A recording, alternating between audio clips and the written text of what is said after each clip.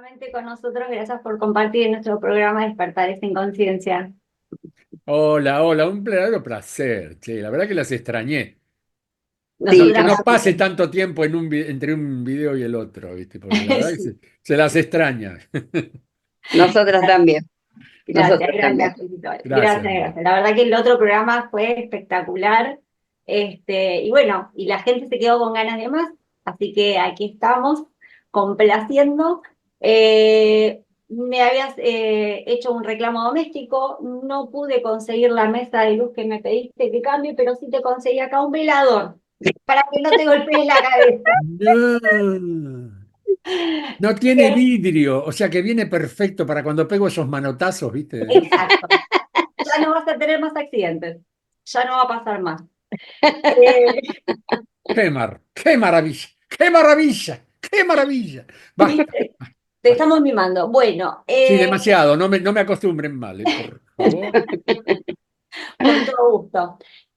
Julito, nos interesaría retomar ya desde esta parte que habíamos prometido, porque no todos los que nos están viendo quizás sepan tu relación, tu vínculo tan íntimo con Micael, Jesús para muchos. La gran pregunta disparadora podría ser si Micael fue elegido o si él fue ofrecido para la misión que tenía acá. Bueno, en principio nadie nos elige, nos elegimos. Si alguien te elige, es porque hay alguien que te domina. Y si hay alguien que te domina digamos, impulsa tu vida hacia un cierto rumbo, te está condicionando. Y cuando alguien condiciona a otro ser que tiene la suficiente inteligencia e independencia de movimiento, porque para eso estamos construidos como estamos construidos. La forma antropomórfica tiene todas las ventajas. Diríamos que somos el modelo de vehículo articulado, que puede contener un alma y un espíritu más perfecto de toda la creación. Es el último escalón. Cuando llegás hasta este escalón, sos independiente. ¿Por qué? Como dije en el programa anterior, te construís en la panza de mamá. Eso significa que tenés la suficiente arquitectura, ingeniería y capacidad energética como para que una vez que salgas de ese receptáculo maravilloso y mágico, tengas las opciones de, vamos, vivamos, adelante pues. Pero hay un sistema que decidió que los seres humanos tenemos que ser moldeados de tal forma que no logremos nuestra posibilidad de trascendencia, de creación, ni más ni menos, no descubramos que el verdadero Dios somos nosotros, somos los creadores, ya desde crearnos a creernos que lo podemos hacer, hay una pequeña distancia que ocurre en el momento de la toma de conciencia del niño. Entonces, claro, al principio el niño entró de nuevo al mundo, pero entró con memoria cero. ¿Qué significa eso? Que todo lo que hizo dentro de la panza de mamá ya no es una figura, digamos, que te vaya marcando el camino. Arranca otro camino, que es el de la independencia. Cortaste el cordón umbilical. Una vez que lo cortaste, sos un ser independiente. Dependés en las primeras etapas, y mami lo sabe, tú has sido mami, mi querida Romina, vos sabés que esa teta alimenta y da todo lo que necesita, la energía, el amor y el grito a las 3 de la mañana, que se tiene que levantar el zángano para hacerle así, dormite de una vez por todas. Bueno, ya está. Esa es la magia, la verdadera magia de todo lo que ocurre en esto. Por lo tanto, cuando el ser llega a un punto de evolución en el cual ya está en condiciones de plantear cambios profundos, no solamente en él, sino en todos aquellos que puedan tener un contacto, ya sea directo o indirecto para con él. Las distintas etapas de vida indican que vos vas pasando por distintos estadios, como si fuera la escuela primaria, la secundaria, la universidad. Y después viene la magistratura máxima, que es entrar a decir, bueno, yo puedo ya dedicarme a enseñar, pero además de enseñar, puedo ya utilizar mi capacidad creativa. Micael decide volver de quinta dimensión a la tercera, porque su objetivo era la tesis que se hace, por ejemplo, en la universidad.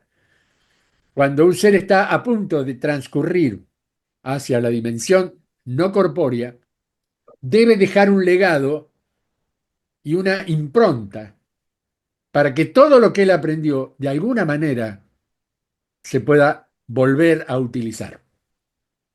Porque sería una desgracia muy, no digo desgracia, una falta de respeto más bien, que un ser que logra un nivel de sabiduría semejante nos abandone y nos deje fuera de juego a los que venimos corriendo detrás de él. Entonces, esto es como los países, de verdad, que le enseñan a sus niños gratuitamente toda su escolaridad, dejándolos desarrollar como son, creciendo como seres individuales, y una vez que llegan a la máxima, el máximo establecer de pronto de su carrera, su profesión o lo que fuere, necesitan obligadamente y amorosamente ocupar ese cargo gratuitamente, el Estado les paga, pero es gratuitamente para los demás, en la enseñanza y en el avance. No es el caso de nuestras vidas cuando estamos en trascendencia absoluta y personal. Lo que podemos hacer es hacer un retiro hacia atrás para crear una impronta y sembrar la semilla. Hasta el momento que desarrollamos nuestra vida como seres individuales, venimos haciendo crecer el arbolito. Fuimos semilla. En un determinado momento ya estamos dando frutos, ya hemos dado sombra, ya nos han atacado incendios, hemos tenido reconstrucciones, achaduras, nos han podado, han hecho cualquier cosa con nosotros. Cuando llegamos a la máxima trascendencia dentro de lo que es la corporalidad, entonces, ¿qué hacemos? Volvemos con la semilla y sembramos la semilla. Micael decide volver con el proyecto Jesús, justamente para lo que fue su gran desafío, crear la semilla de la autogestión, del autocrecimiento, pero fundamentado en un ejemplo que es el que se conoce como espíritu de verdad. Ver, dad. Yo ya lo he cambiado con su autorización en ver, dar. Utilizo los dos verbos raíz, porque el dad es imperativo. Se implantó en un determinado momento como para decir, vos ves, pero tenés que dar. Y ese dedo no fue bien tomado, no fue bien interpretado. Alguien dijo, pero yo también puedo ordenar, porque él ya no está. Y pasó todo lo que pasó en estos 2000 años. Él nos siembra como seres, energéticamente hablando, una frecuencia que se instala en nuestro plexo solar y que sirve de una especie de catalizador de las actitudes del alma. ¿Para qué? Para que el alma tenga un reciclado de energía, se retroalimente con toda la enorme sabiduría que ocurre en esa semilla frecuencial que él nos deja, y a partir de ahí, todos aquellos que tengan la oportunidad de hacerla germinar, pueden hacer crecer el árbol de la vida. El árbol de la vida arranca al revés, arranca por las ramas y termina por las raíces. O sea, lo cercano, lo factible, lo apreciable, lo apetecible, que es el ámbito de las ramas, hojas y frutos, es nuestro primer atractivo, pero ascendemos descendiendo hasta que el tronco nos lleva a las raíces y en las raíces encontramos el origen. Al finalizar las raíces estaríamos en la 144 dimensión. El árbol de la vida es invertido. Nace un árbol de la misma manera, pero nosotros tenemos que ir en busca de la tierra, partiendo del aire. partiendo de lo intangible, lo que no se puede tocar, porque si pudiéramos tocar el alma, estaríamos genial, la podríamos acomodar a nuestro gusto. No, el alma se toca de una manera muy diferente, que es por el influjo del otro. El otro nos ayuda a entendernos, a vernos desde el reflejo. Cuando ocurre el amor, ocurre porque hay un reflejo en el que cada uno se ve reflejado en el otro y se potencian. Él lo que intenta hacer es eso. Él viene a cumplir su mandato. Por la sencilla razón, y yo por esto no quiero destruir perspectivas, ningún padre manda a su hijo a la muerte. Al contrario, entrega su vida. Y si sos Dios, el verdadero Dios, ¿cómo vas a sacrificar a tu hijo? No lo necesitas. ¿Qué prueba quieres hacer? ¿Cuál es la prueba? ¿Ver cómo lo torturan? ¿Ver cómo lo tratan como una basura? ¿Qué clase de ser tiene que tener esa perspectiva para que el amor no lo conduzca? Porque yo creo que como padres damos la vida por nuestros hijos. Yo sé de madres y padres que no han comido para que sus hijos pudieran alimentarse. Maradona mismo contaba que su mamá le dolía la panza. Él decía, no me siento bien, esta noche lo como, hasta que ya de grande descubrió que ella no comía para que comieran ellos. Es un pequeño pero enorme ejemplo. Y bien que ese loco lindo que tuvimos la suerte de conocerlo en esta vida, planteó desde la humildad, desde la brutalidad, desde como queramos. Jesús era bruto, amoroso, rudo, sensible, gracioso, creativo en todo lo que hacía, luminoso en las actitudes, cosa que no ocurría en la Judea en ese momento. Nadie se atrevía a enfrentar al establishment, entre comillas, que eran los chicos de la religión. Y el tipo se les plantó, y hay algunas pequeñas anécdotas, porque la gran mayoría, yo digo siempre, con todo respeto, chicos, hay evangelios canónicos, pero están los apócrifos, de los cuales se alimentó también JJ Benítez para Caballo de Troya. Muchas cosas las tuvo que buscar en comparativa, y amén de lo que ocurrió con la expedición del Mayor y de Eliseo, que fue verdad, parte del proyecto Manhattan. Tenemos un montón de historias que a él lo pueden relacionar como que el padre ve padre, yo no. Padres somos todos, somos la paternidad de nuestra propia historia y a la vez somos madres en la creación de nuestra sensibilidad. El lado sensible del varón es el lado femenino. El lado rudo de la mujer es el lado masculino. Todos tenemos, algunos exacerbamos para un lado o para el otro, dependiendo de nuestras propias necesidades y de nuestra curiosidad creativa. Porque ¿qué orden recibe un ser humano que llega a este mundo cumpliendo premisas que no le corresponden como lo que es esencialmente como vida? Lo digo indirectamente, pero ustedes ya se están dando cuenta de qué se trata.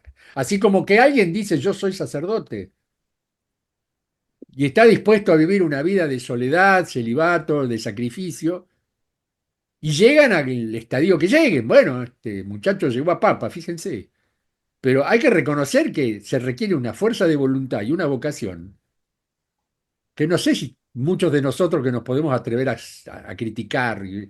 Entonces, yo por eso separo. Y él lo dijo, yo separo los hombres de la institución que los nuclea. Por eso José de Arimatea fue su gran amigo, su defensor, y en su cuevita tumba, como él le decía, se lo alojó al muchacho para que se lo pudiera curar, disimular las heridas, por supuesto, no, él no sufrió dolor ni mucho menos porque ya había tomado su cuerpo clonal. El cuerpo clonal era exactamente igual a un cuerpo de carne y hueso. Por eso cuando se lo ve con la vara, esto figura en el libro Caballo de Troya, se puede observar el sufrimiento, pero no es el sufrimiento dolor, porque no tiene sistema nervioso ese cuerpo. Están conectadas los sistemas orgánicos, pero se le quita el dolor, porque ya bastante había hecho durante sus 30 y pico de años para que encima tuviera que sufrir semejante escarnio. Pero había algo ahí, que había que hacerlo, para que después el paradigma cambiara y tomara otra distancia. Si él hubiera pasado desapercibido, hoy no estaríamos hablando de él, ni existiría porque él ya estaría trascendido, no le importaría nada lo que le suceda a nuestro planeta, a nuestra realidad actual, ni mucho menos. No, él decide pasar por todo eso. Lo que no le permitimos a aquellos que lo amábamos es que tuviera que sufrir por eso, porque con el sufrimiento no se avanza. No vivimos acá a sufrir. Tampoco vinimos a tirar la chancleta y a hacerle el viva la pepa. No, acá estamos aprendiendo. Y encima este experimento humano es muy poderoso. Ya había arrancado dos civilizaciones antes. La idea es que la era cristiana fuera el fin, que ya no se pudiera evolucionar, salvo intentando nuevas funciones planetarias, que es lo que está sucediendo ahora.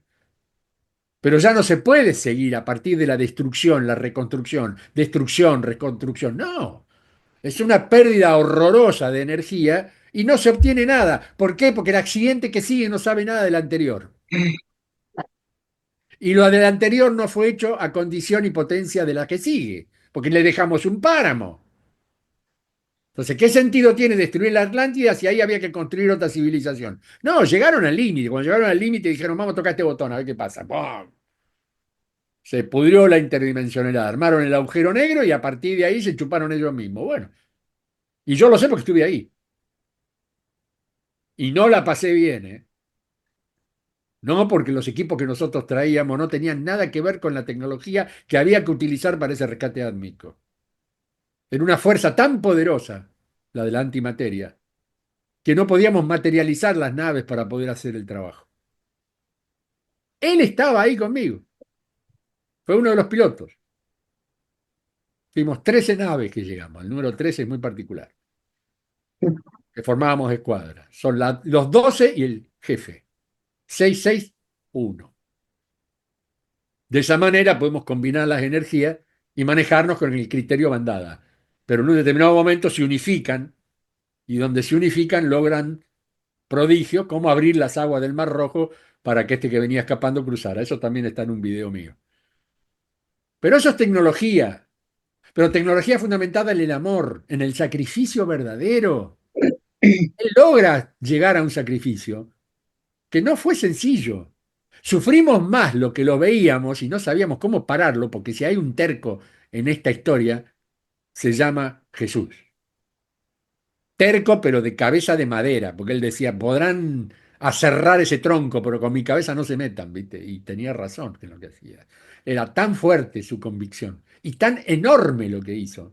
Porque hoy lo quieras o no lo quieras, lo discutas o lo escupas, estás aprendiendo de él constantemente y lo tenés como un ejemplo. Incluso aquel que dice que toda la noche le pide perdón y le pide algo, no importa.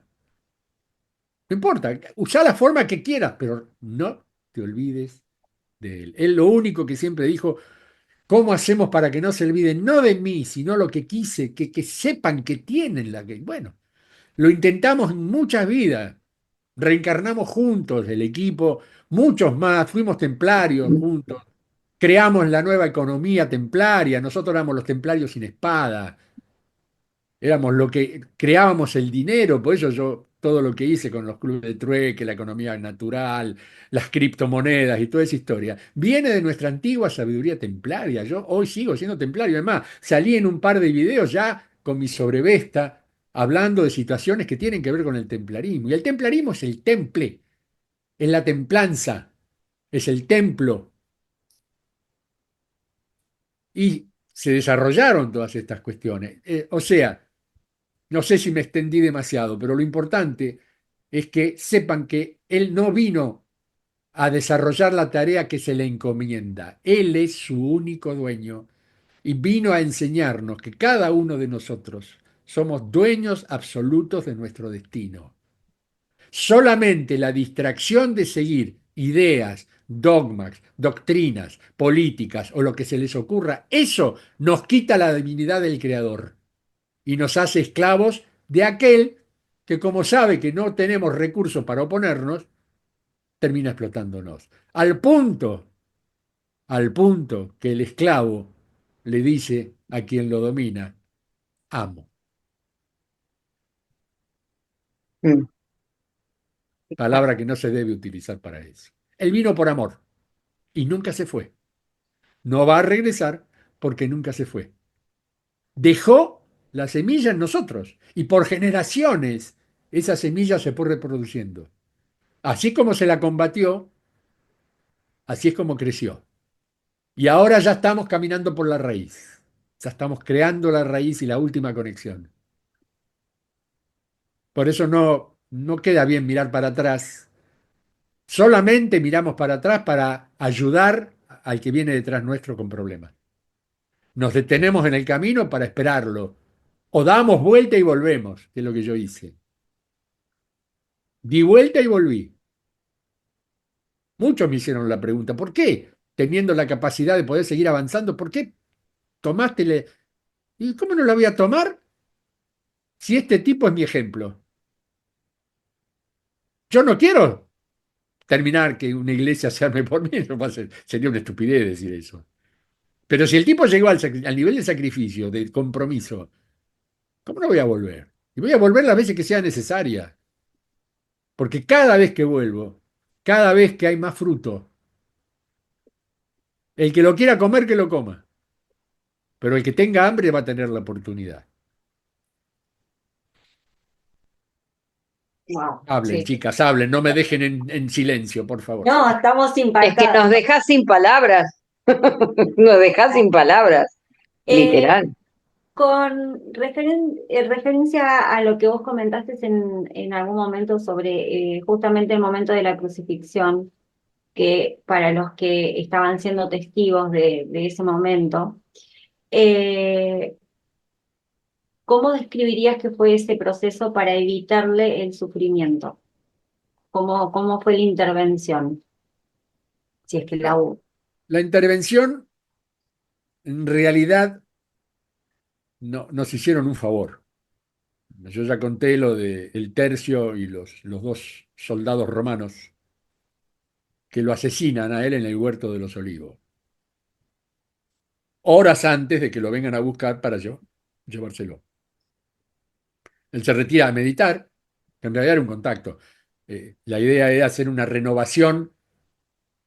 Esa renovación consistía en que abandonara el punto donde estaba a través del canal, el haz de luz compacto y coherente, como decía mi querido Fabio, el ascensor, se lo elevaba a una de las naves matriz y ahí se le hacía el tratamiento. ¿Para qué? Porque a sabiendas de que iba a pasar lo que iba a pasar, es como que te digo, papi, te pongo la armadura, yo no quiero que tengas un solo abollón. Va a salir sangre, va a ser una cosa horrible.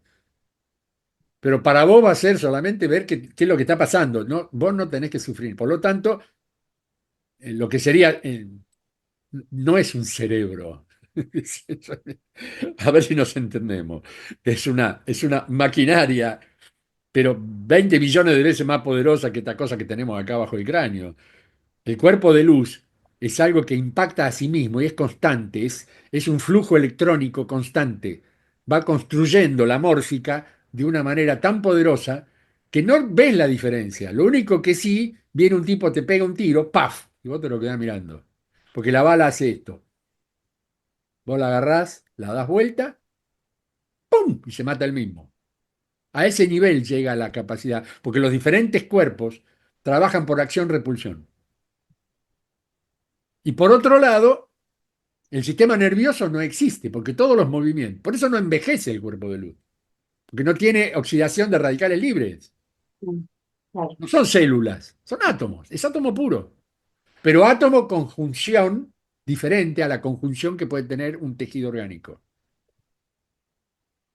Aparecen estos dos muchachos, tres, perdón, eran tres, y lo atacan arteramente, porque la idea era que él no llegara a presenciar con su cuerpo todo lo que iba a ocurrir, porque la idea es que el pueblo se iba a rebelar a favor de él y ese rebelarse significaba que iba a haber una matanza. Mm.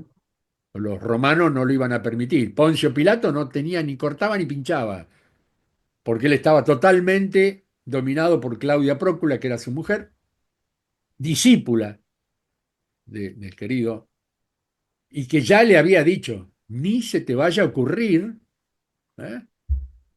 porque ese es un hombre que viene acá con una misión particular, específica, que te va a beneficiar a vos, a nuestros hijos y a los hijos de nuestros hijos. La mina la tenía clarísima. La mayoría de las verdaderas seguidoras que entendieron la palabra eran mujeres. Y ahí te das cuenta, y qué tristeza, que los apóstoles hayan sido varones. Porque si las apóstoles eran mujeres, hoy teníamos otro planeta. Pero fueron varones. El dichoso machismo judío de esa época los proponía como seres superiores. Por lo tanto, somos fuertes. Sí, pero ¿y acá qué? Claro. María Magdalena lo entendió al punto de ser su mujer, de amarlo profundamente, y todavía son una pareja que te da una envidia, decir, por Dios, ¿por qué yo no pude encontrar? Porque yo soy el tarado, es evidente. ¿Cómo se lo puede envidiar tanto a un tipo que haya conseguido un amor tan puro, enorme? Por favor, yo sé que tengo oportunidades, ¿viste? Pero por ahora a veces me siento así, chiquitito, al lado de semejante amor que perdura, porque el tiempo no existe en las dimensiones mayores. Acá pasaron 2000 años. En la vida de cada uno de ellos pudo haber pasado 3 horas, 2 horas y media, no más de eso. Y 2 horas si la medimos con nuestro tiempo, porque como no existe el tiempo, vos no tenés parámetros de medición. Acá lo tenés porque nos pusieron el solcito y la lunita dando vuelta ahí, ¿viste? Entonces sabemos, ahora es de noche porque el solcito no se ve, mañana sale el solcito y es de día, ¿viste? Y a partir de ahí se crea un ciclo y después todo lo demás inventaron horas, días, minutos, segundos, bla, bla, bla. O sea, en ese momento cuando se lo captura, a sabiendas, la idea, el proyecto era que el pueblo estuviera en su contra, porque la idea era sacarlo de ahí y el que tenía que ser liberado era Barrabás. Porque Barrabás conducía a los celotes o celotas, que eran los rebeldes, los guerrilleros en esa época que se enfrentaban como pueblo al Imperio Romano. Él no podía ser el Mesías, pero en un momento se convenció y dijo, lo puedo ser indirectamente, no soy el protector, yo me rajo de acá, nos vamos de acá, no dijo me rajo, pero bueno, ustedes me entienden, lo digo yo, me rajo. Sáquenme de acá, no me puedo quedar acá, porque si no, esto va a ser una masacre. Porque los romanos, y miércoles que la sabían, el ejército más poderoso del mundo en ese momento. ¿Qué te iba a enfrentar con palo y piedra? ¿Viste? Olvídate. Había que. Y a él lo tenían que, de alguna manera, defenestrar. ¿Para qué? Para que lo pudieran soltar cuando la palabra. Eso sí, fue discurso directo. Elijan entre él. Ahí está la clave de todo. En ese acto, en ese momento, entre él y Barrabás. Y el pueblo, Barrabás, Barrabás, Barrabás. Ahí hubo condicionamiento psíquico. Ahí hubo toda una campaña. ¿Cómo van a seguir a un cobarde?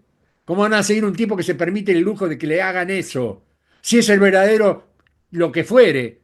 Él nunca habló de Dios, pero hablaba, todos lo identificaban con el gran guerrero que iba a dirigir al pueblo judío hacia la libertad. ¿Y cómo se permite eso?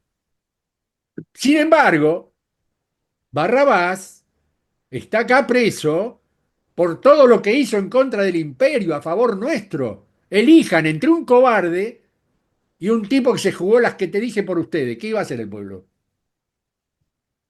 Ese. Maravilloso. Maravilloso, porque dio la excusa de que él no figurara en ese momento como una figura de pronto a repercutir en el tiempo. Lo hizo una vez que comenzó la etapa evangélica, o sea, quien cuenta y narra lo. Pero estamos hablando, la gran mayoría, 300 años después de la supuesta muerte. Y además tenía que ser una figura lo suficientemente sufriente para que, despertara la atención de un mecanismo que indicara que Él se había sacrificado por nosotros. Y a partir de ahí, eterno perdón. Que eso es lo que más le duele a Él. Que estén todo el tiempo orando para pedir perdón, cuando la oración tendría que ser construcción de nueva energía para crear el ámbito y el modelo perfecto para que esta civilización dé un salto cuántico. En cambio, lo único que se hace es rezar, llorar y contemplar el lujo, el boato y todo eso que uno ve que dice, mamita querida, lo que es esta construcción es algo extraordinario. ¿Para qué? ¿En virtud de qué?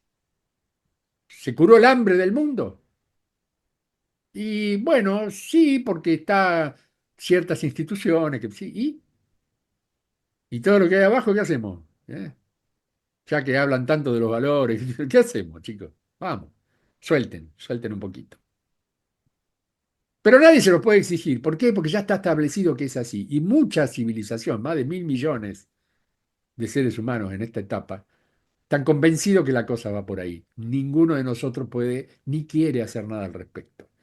Yo lo único que hago, y lo digo con total humildad, es mostrar la otra cara de la moneda. Y se hizo todo un proceso, tapamos el sol con campana de cristal, fue un proceso de pilotaje muy importante, porque había que crear la noche, había que seguir con lo que se estaba comentando, que ojo que este no es cualquiera, porque muchos lo vieron hacer prodigio, y decían, pero ¿cómo puede ser que este tipo, haciendo lo que hace, se deje hacer lo que le están haciendo? No lo podían creer, la idea era, no puede ser tan tarado de dejar que le hagan eso, despertá, hermano.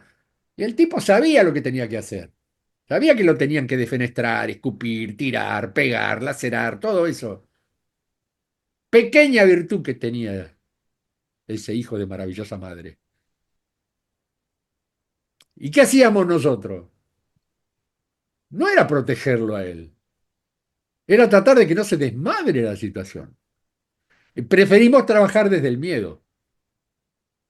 No existen comandantes en esa flota. Nosotros nos llamábamos, como ahora se habla, el soldado raso, éramos pilotos rasos. Todos podíamos pilotar desde la superestructura de Campana, que en ese momento tenía 40 kilómetros de diámetro. Hoy tiene unos pocos más. O sea, pasó los 750 kilómetros. 500 tuvo hace un par de años atrás, ya creció 750, o sea, 250 kilómetros más. Y los 5.000 etapas ya se superaron, ya pasaron las 6.000 largo. Son distintas etapas. Bueno, hoy no podríamos hacer esa maniobra con semejante portento. Primero porque si aparece ahí, se mueren todos del culepe. Imagínate, 500 kilómetros era de ahí hasta el mar Mediterráneo, viste la nave. No, olvídate, no había forma. Pero con 40 kilómetros, a la altura que estaba posicionada, bueno, pero había, como toda estructura, se maneja por equidad magnética. Mientras el magnetismo de la base, donde se acumula el núcleo toroide, emita la energía de repulsión hacia lo que sería la atracción terrestre, se invierte la atracción terrestre y se transforma en tracción. Se le quita la A y se transforma en tracción. Tracción que hace que se mantenga flotando. Por polaridad, búsqueda de polos, acción-reacción, polo negativo, polo positivo. Si el polo es positivo, negativizás y saliste. La idea era, y ahí fue donde, bueno, me da vergüenza, pero nos condecoraron a todos. Aumentamos de rango. Yo aumenté, llegué a rango comandante. Después dije, no quiero. Mi trabajo va por otro lado. Mantengo el rango de comandante, pero ya no puedo comandar una flota, por ejemplo. O sea, no quiero comandar una flota, no me interesa. Tampoco comandamos, las naves de rescate no son comandadas. Son individuales y trabajan en equipo. Y así crecemos, porque el comandante llega ahí y siempre todos van a depender de lo que él diga, y a mí no me gusta dar órdenes. A él tampoco, ¿eh? Él rechazó también la comandancia. Bueno, en ese momento el sol estaba ahí arriba, era un disco, pero por la posición del sol no estaba cenital. Si hubiera estado cenital, la nave se coloca ahí, se le busca el punto como si fuera un eclipse, tapás la luz solar y tenés la noche, listo. Pero la teníamos ahí el sol. El vector no correspondía. Por lo tanto, había que girar la nave. Mm. Aumento y disminución de la potencia biomagnética por acción-repulsión del planeta. Lo que hubiera ocurrido si hacíamos esto y no lo controlábamos no hubiera sido la historia que nosotros pretendemos, porque eso ya no hubiera sido un meteorito. No, no, pumba. No, no, no, la energía que traslada una nave de estas características pasa como un serrucho todo el planeta, lo pasa por la mitad. Claro, ¿Por qué? Porque al planeta no le hace nada a ella, es ella la que le hace al planeta. Claro. Es un serrucho, es una sierra que está pasando ahí de altísima potencia. Y lo logramos, trabajando en equipo. Y no se hizo con campana solo, como en su momento se decía los que sabían, entre comillas, que después tuvieron que cerrar la bocota, frente a los más jóvenes novatos que éramos nosotros. Y dijimos, vamos a utilizar las unidades vehiculares más pequeñas para sostenerla. Entonces, de arriba la atraían y de abajo la empujaban en estado de invisibilidad, porque todas las naves de la luz son invisibles. Hay muchas naves surcando en este momento, pero hay naves también que no forman parte del equipo de la luz, lo que llamamos la Hermandad Blanca. Hay muy buenas presencias, hay muy buenos seres, hay muy buenas civilizaciones, y están las otras también.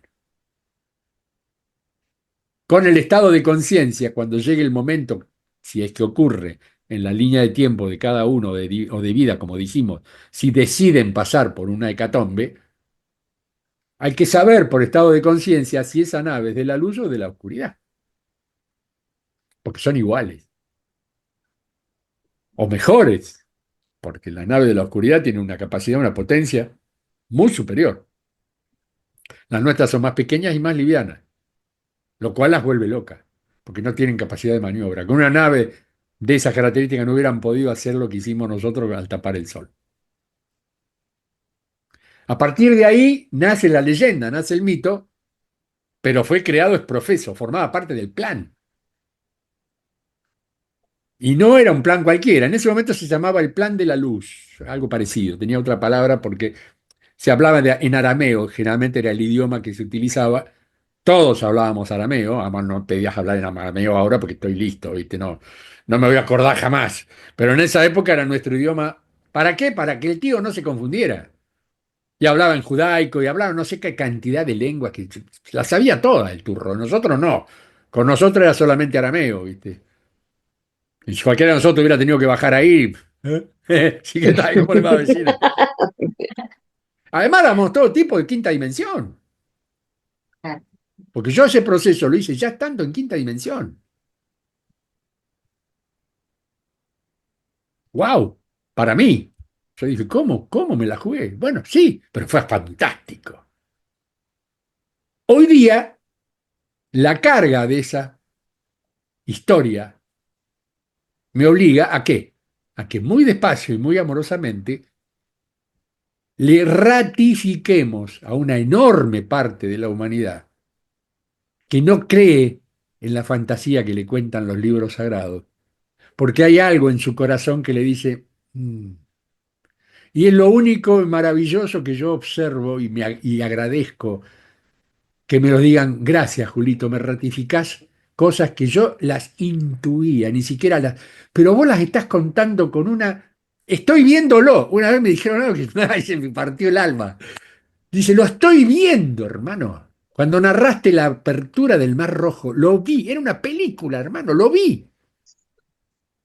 Y bueno, si lo viste, sos testigo presencial en el momento exacto. Estás viajando a ese tiempo. Sos el famoso cronógrafo este que utiliza la iglesia para viajar en el tiempo. Que no viajan, en realidad es un visor. O sea, basta de secretos. Vos creé lo que vos quieras. Decí que soy un mentiroso, un chanta, un hereje, execrame, quemame en la plaza pública. Eso no es mi problema. Es tu problema juzgarme. Yo no juzgo a nadie, lo dijimos hace un rato. No es nuestra función, ni como persona yo, ni como ser humano ninguno de nosotros. Ni fiscal, ni abogado defensor, porque donde existe la real justicia no hacen falta ninguno de los tres. Donde reina la injusticia, tiene que haber alguien que acuse, alguien que defienda y otro que decida. Ese triángulo es maléfico.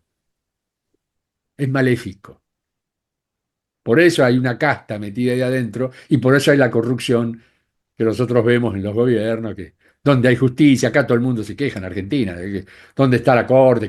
Bueno, ya está, no son almas bondadosas. Por ahí lo son desde lo personal, por ahí como seres humanos son tipos fantásticos.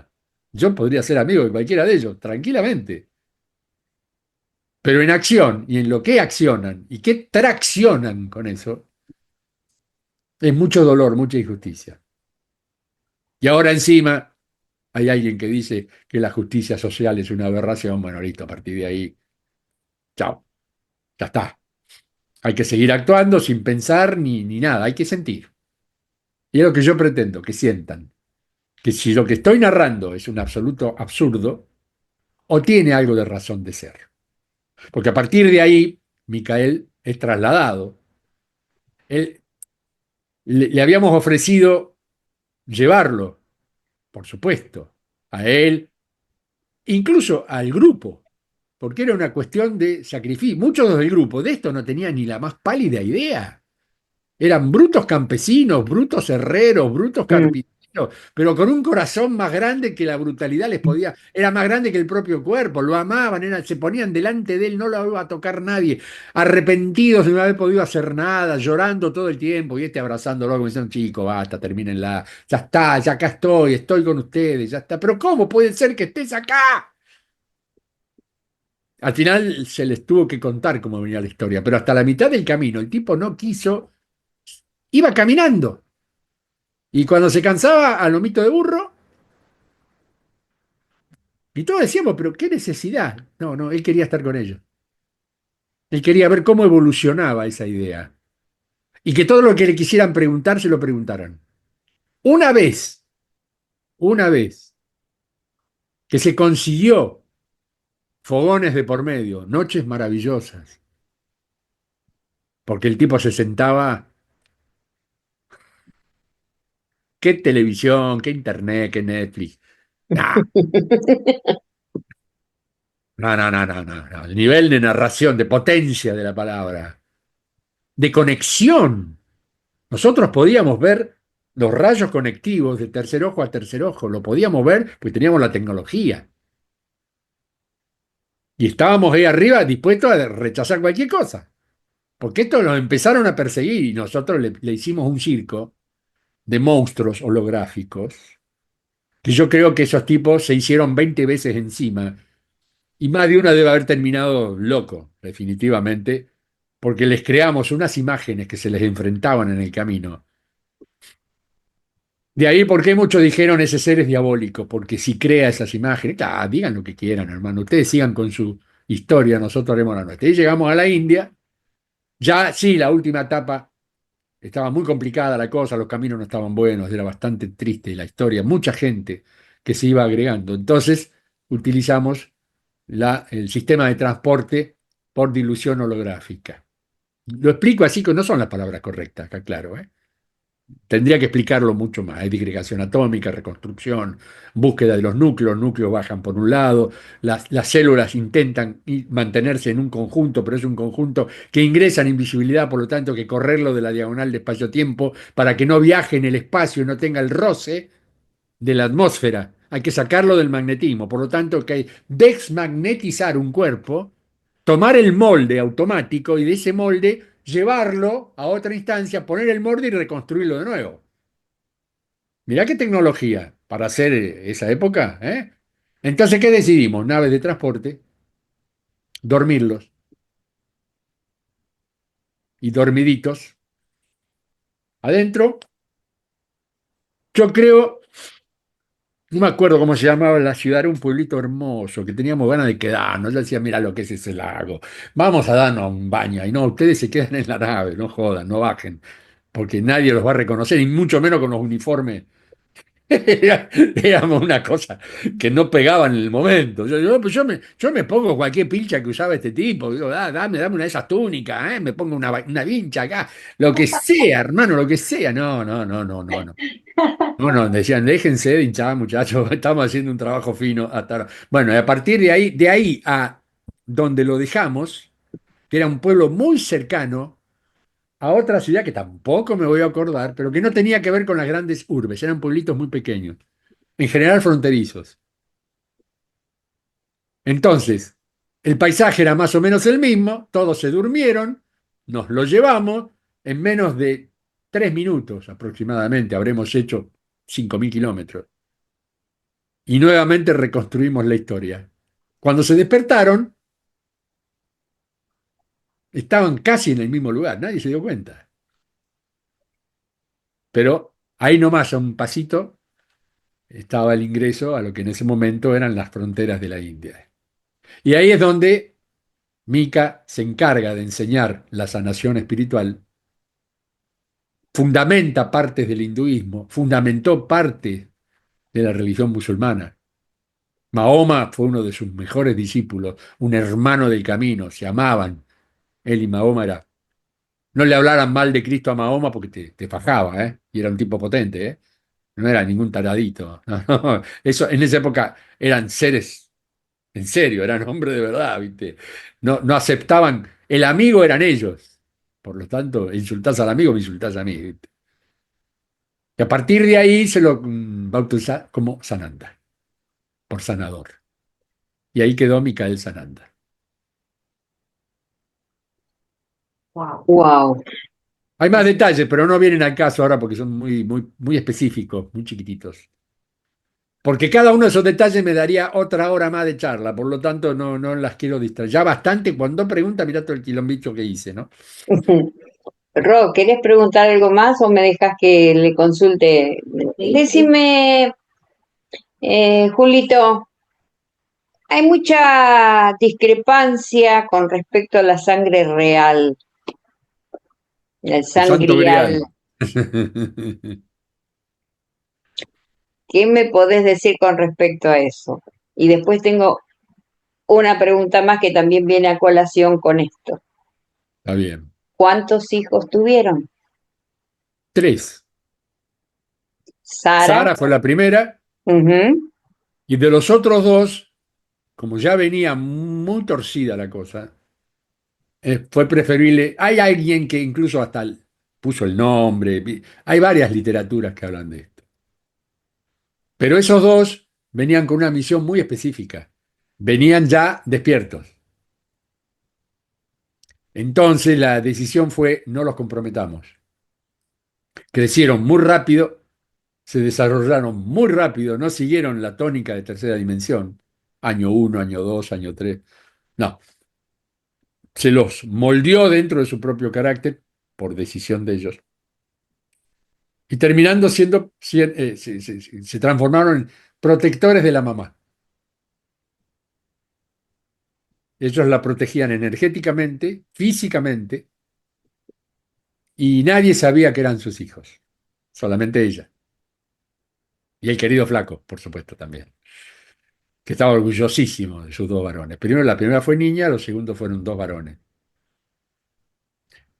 Se habla de más, de que hubo más, pero esos no son hijos, son unidades clonales.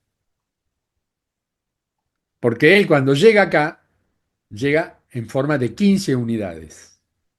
Él como unidad mayor y 14 clones, que fueron retransmitidos a distintos lugares de la Tierra donde los testimonios decían, era un tipo alto, de pelo blanco, con barba, o pelo rubio, con barba. Claro, cuando llegaron los españoles a Centroamérica, todos creían que los chicos venían de parte de. En realidad era una parte, porque era un movimiento templario en ese momento, la Cruz de Malta que traían las carabelas de Colón, tuvo que ver con la idea templaria. Lo que pasa es que la idea templaria en muchos aspectos se desfiguró por intereses y porque el papado en ese momento no estaba en condiciones de perder poder. Porque lo que hacían los templarios cada vez que llegaban a un lugar Era mágico. Y encima, en América, asociado con los vikingos. ¡Ah! Tocarle la nariz si tenía ganas. Ujú. Entonces, cuando se hace el mito de la sangre real, nominado, unos dicen, es el Santo Grial. La sangre real, sangrial, Santo Grial. Quien quiera establecer la mixtura, que lo haga perfectamente, porque esa es una versión. La otra versión, que es el Arca de la Alianza, y el Santo Grial estaba dentro del Arca de la Alianza, y a partir de ahí aparece la copa en la que Jesús bebió, que pin, que pan, que pon. Y eso le da molde a que hoy en la iglesia se levante el cáliz, la sangre del Señor, bla, bla, bla. Forma parte de una tradición. Por lo tanto, es una verdad para esa tradición. En ¿Y esa para, época, y para la otra? era una copa de madera. No, no, no, yo te digo, ¿y para la otra versión? Y la otra versión arranca desde lo que sería la constitución de una unidad de desarrollo virtual y real humano, en el que justamente se construye el paradigma planetario como contraposición a todo lo que se habla, poco menos que sin tener pruebas. En cambio, la figura, la energía de un mecanismo que funciona dentro de las partículas del amor en crecimiento virtual como si fuera un remolino, eso crea otra imagen. Y crea una imagen plurifacética. Cuando yo hablaba del alma con el diamante multifases, entonces son muchas las fases. ¿Para qué? Para que vos no sepas cuál es el camino verdadero, porque no debe interesarnos ese camino. Hay que quitar el mito del camino crístico, porque el mito no nos sirve, porque si condiciona, perdemos la razón del dominio de cada uno de nosotros para no tener que seguir una ruta pretrazada por alguien y nos metemos de cabeza ahí, ahí nace la religión. Ese es el religarte. Nosotros ya estamos ligados. Y lo más maravilloso, ese esquema es el que nos liga a todos, lo que fundamentamos el amor, la luz y la construcción del nuevo paradigma, ya no planetario, galáctico, porque ya trascendimos el planeta. Hay una energía, hay un rayo, si se pudiera ver la imagen, es como un tubo de luz que sale de la Tierra, del cual están recogiendo datos millones de planetas, millones, porque el experimento Tierra permitió la unificación en un único criterio energético de más de 85 razas. Al principio eran 60, después fueron 70 y pico, ahora ya pasaron las 85 porque se agregaron nuevas, que forman la gran hermandad. En cada uno de los planetas de distintas galaxias, la unificación, como es en quinta dimensión, única frecuencia, son planetas monofrecuenciales. Por supuesto, no existe la violencia, no existen un montón de cuestiones porque no hay enfrentamiento. Todos, hola hermano, hola, ¿qué tal? Y sigue tu vida. No existe, por supuesto, el crimen, nada de eso. La muerte, olvídate, son seres que viven 300, 400, 500 años de lo nuestro. Y lo único que hacen es trasladarse, una vez que logran la evolución, se trasladan a otra etapa, o bien dimensional o bien material planetaria. Muchos vienen para acá, porque dicen, por favor, el aprendizaje que hay en este momento en la Tierra, wow. Te enfrentás a todos los fantasmas, a todos los miedos, a todos los criterios, a todas las historias. Yo cuento esto y alguien va a contar lo que yo dije agregándole algo. Y el otro va a agregarle algo. Y o sea, el tipo dijo, no, no, mamá está sentada ahí en la silla, quédate tranquila, está tomando un té.